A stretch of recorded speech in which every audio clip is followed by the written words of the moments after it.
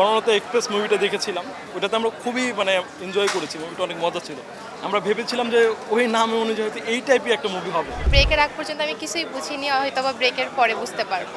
রকস্টারের সবচেয়ে মুভি দেখতে আসলে যারা সং গান পছন্দ করে বেশি, তাদের জন্য এই মুভিটা বেস্ট। আমরা আসলে বনলতা সেনটা দেখতে আসছি, আমরা ঈদেই বা যে কোনো মুভি নামলে আমরা দুজন হাজব্যান্ড ওয়াইফ আর কি আমরা মুভিটা দেখি। তো আমরা বিশেষ করে যে মুভিগুলো দেখার পছন্দ করি, যে মুভিগুলো একটু গল্পটা একটু ডিফারেন্ট, বা যেটা হচ্ছে একটু নিজেদের ভিতর বাস্তব জীবনের সঙ্গে মেলানো যায়, এগুলো মুভিগুলো আমরা পছন্দ করি। তো অনেক দিন পর একটা বলা চলে যে এই টাইপের মুভি আমরা কখনো দেখি না। সত্য কথা, বাস্তব সত্য, এখন পর্যন্ত ব্রেকের আগ পর্যন্ত আমরা কিছু বুঝি নাই আসলে মুভিটা কোন দিকে যাচ্ছে।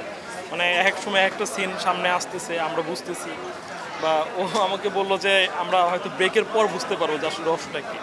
তো আমার পাশে একজন বললো যে এটা জীবনানন্দ দাশের হচ্ছে একটা গল্প চরিত্র আর কি, জীবনী আর কি, এটাই আর কি দেখছি আর কি। এখন পর্যন্ত খায়রুল বাশারের ভালো লাগছে, আর আর এই তো এরকম। ব্রেকের আগ পর্যন্ত আমি কিছুই বুঝিনি, হয়তো বা ব্রেকের পরে বুঝতে পারবো। একমাত্র স্মার্ট সিটি বসুন্ধরা, আধুনিকতায় এক ধাপ এগিয়ে। আমরা আরেকটা মুভি দেখেছি, আমরা রকস্টার মুভিটা দেখেছি। রকস্টার মুভিটা শাকিব খানের মুভিটা ছিল, যেটা ছিল সেটা হলো যে শাকিব খান আসলে যে কিং স্টার, তার একটা বিষয়টা ওখানে ফুটে উঠেছে, বা খুব মজা পেয়েছি আর কি বিষয়টা।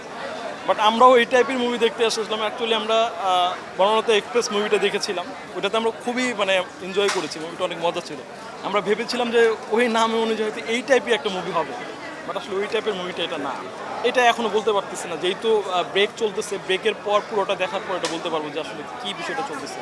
আর রকস্টারের বিষয়টা আমি বলি, সেটা হলো রকস্টারে আপনি সিন যদি আপনি থিঙ্ক করেন যে আসলে সিনটা কেমন, সেটা না। রকস্টারের আসলে মূল অ্যাটেনশনটা হচ্ছে কিং খান, শাকিব খানের যে বিষয়টা, ওর অভিনয়টা খুবই দুর্দান্ত, অনেক দুর্দান্ত একটা অভিনয় করেছে সে। এবং রকস্টারের সবচেয়ে মুভি দেখতে আসলে যারা সং গান পছন্দ করে বেশি, তাদের জন্য এই মুভিটা বেস্ট।